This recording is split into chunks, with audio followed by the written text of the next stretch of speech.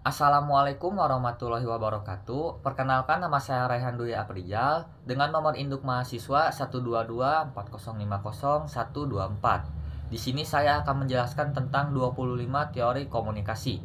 Yang pertama ada teori konstruksi sosial. Teori ini lebih menekankan pada tindakan manusia sebagai aktor yang kreatif dalam realitas sosialnya. Contoh, negara tidak akan ada jika tidak ada interaksi antar manusia. Manusia harus sepakat bahwa negara itu ada dan sepakat tentang apa itu negara. Kedua, yaitu teori fenomenologi, studi tentang pengalaman hidup seseorang atau metode untuk mempelajari individu secara subjektif, merasakan pengalaman, dan memberikan makna pada fenomena tersebut. Contoh, pengalaman menjadi ketua mahasiswa dan stres dalam mengerjakan tugas-tugas kuliah. Yang ketiga ada teori difusi inovasi. Proses suatu inovasi dikomunikasikan melalui saluran-saluran tertentu sepanjang waktu kepada sekelompok anggota sistem sosial. Contohnya, adanya sebuah aplikasi yang menawarkan jasa ojek secara online. Yang keempat, teori komunikasi behaviorisme mencakup semua perilaku termasuk tindakan balasan atau respon terhadap suatu rangsangan atau stimulus. Contoh, menghargai mahasiswa dengan sertifikat atas perilaku yang baik. Yang kelima ada teori informatif. Teori ini menitik beratkan pada komunikasi sebagai suatu transmisi pesan dan bagaimana transmitter menggunakan media dalam berkomunikasi. Contohnya, ketika sebuah berita disiarkan di media, tujuan utamanya sudah tentu adalah untuk menyampaikan informasi yang akurat kepada masyarakat. Yang keenam ada teori use and gratification. Pengguna media memiliki peran aktif dalam memilih media yang digunakannya, sehingga pengguna media dapat dikatakan sebagai pihak utama dalam proses komunikasi. Contohnya yaitu individu menggunakan platform media sosial seperti Instagram atau Facebook untuk berkomunikasi dengan teman-temannya. Yang ketujuh ada teori agenda setting. Beranggapan apabila media memberikan tekanan pada suatu peristiwa, maka media tersebut akan membuat masyarakat menganggap peristiwa itu penting. Contohnya yaitu stasiun televisi seringkali menentukan berita utama atau headline berdasarkan kepentingan atau isu-isu yang dianggap penting bagi masyarakat pada saat itu. Yang kedelapan ada teori konstruktivisme, yaitu teori beranggapan bahwa manusia selalu memiliki pandangan sendiri terhadap kenyataan sehingga mereka senantiasa mencari dan mempelajari untuk menemukan bahasa pertama dan bahasa kedua. Contohnya yaitu di tempat kerja atau dalam proyek kelompok. Konstruktivisme mendorong anggota tim untuk berkolaborasi. Yang kesembilan ada teori ketergantungan. Fokus dari teori ini terletak pada kondisi struktural yang ada di masyarakat. Fokus ini seakan cenderung mudah untuk dipengaruhi oleh media massa. Contohnya yaitu negara berkembang seringkali mengandalkan media dan teknologi informasi dari negara-negara maju untuk akses informasi dan berita global. Yang ke-10 ada teori kultivasi. Teori ini berpandangan bahwa media massa memiliki efek yang bersifat kumulatif dan lebih berdampak pada tataran sosial budaya dalam masyarakat daripada persona seseorang. Contohnya yaitu televisi dapat mempengaruhi pandangan atau perspektif penonton dalam kehidupan yang nyata. Yang ke-11 ada teori spiral of silence. Teori ini berkaitan dengan bagaimana terbentuknya suatu pendapat umum dalam masyarakat.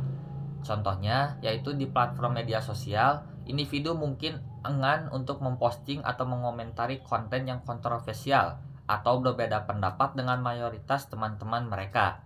Yang ke-12 ada teori jarum suntik, yaitu teori komunikasi massa yang populer. Gagasan bahwa media memiliki efek yang kuat, langsung dan terarah. Contohnya yaitu iklan yang menggunakan pesan-pesan langsung dan sederhana yang dirancang untuk mendorong konsumen membeli produk segera setelah melihat iklan tersebut. Yang ke-13 ada teori persamaan media. Teori ini menjelaskan bahwa individu menerapkan norma sosial dan aturan interaksi manusia ketika berinteraksi dengan media.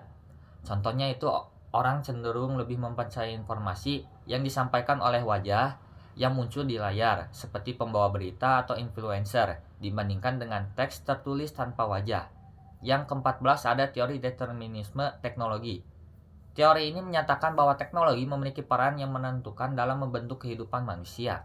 Contohnya yaitu platform media sosial seperti Facebook, Twitter, dan Instagram telah mempengaruhi dinamika politik, hubungan sosial, dan ekonomi digital. Yang ke-15 ada teori individual difference. Teori ini mengansumsikan individu menerima pesan-pesan yang disampaikan oleh media sesuai dengan kebutuhan masing-masing, berkaitan dengan kepentingan pribadi, sikap, kepercayaan, dan nilai-nilainya. Contohnya yaitu dua orang yang melihat iklan yang sama untuk produk kesehatan dengan reaksi yang berbeda. Yang ke-16 ada teori framing. Teori ini menyatakan bahwa media memiliki kecenderungan untuk memusatkan perhatian pada peristiwa tertentu dan kemudian menempatkannya dalam suatu konteks makna. Contohnya isu seperti kebijakan imigrasi dapat dilihat dari berbagai sudut pandang. Yang ke-17 ada teori social learning. Menurut pandangannya, perilaku dipahami sebagai hasil dari pembelajaran yang terjadi melalui proses observasi, di mana terjadi mediasi antara stimulus dan tanggapan. Contohnya siswa seringkali meniru perilaku guru atau teman sekelasnya. Yang ke-18 ada teori birokrasi. Teori ini beranggapan bahwa di mana sebuah organisasi yang ada itu legal karena memiliki wewenang yang berasal dari seperangkat aturan prosedur serta peranan yang telah dirumuskan secara jelas serta detail. Contohnya sekolah dan universitas sering beroperasi sebagai birokrasi. Mereka memiliki hierarki administratif yang terdiri dari dekan, kepala sekolah, guru, dan staf administrasi. Yang ke-19 ada teori struktural fungsional. Teori dalam ilmu sosial yang memandang masyarakat sebagai suatu sistem yang kompleks dengan berbagai bagian yang saling terkait dan bekerja sama untuk memelihara stabilitas dan keseimbangan. Contohnya yaitu keluarga dianggap sebagai institusi dasar yang memainkan peran penting dalam sosialisasi anak, menyediakan dukungan emosional, dan menjaga stabilitas masyarakat. Yang ke-20 ada teori komunikasi dua tahap. Teori ini menyatakan bahwa pesan dari media massa sampai kepada halayak melalui pemuka pendapat atau opinion leader. Contohnya yaitu dalam adopsi teknologi baru, seperti pemimpin opini di kalangan teknologi atau review produk seringkali menjadi sumber informasi utama bagi konsumen. Yang ke-21 ada teori sibernetik. Teori ini menekankan proses internal yang tidak dapat diamati secara langsung dan terjadinya perubahan kemampuan yang terikat pada situasi tertentu.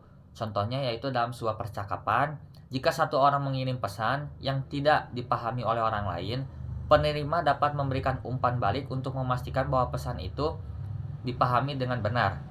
Yang ke-22, teori analisis transaksional.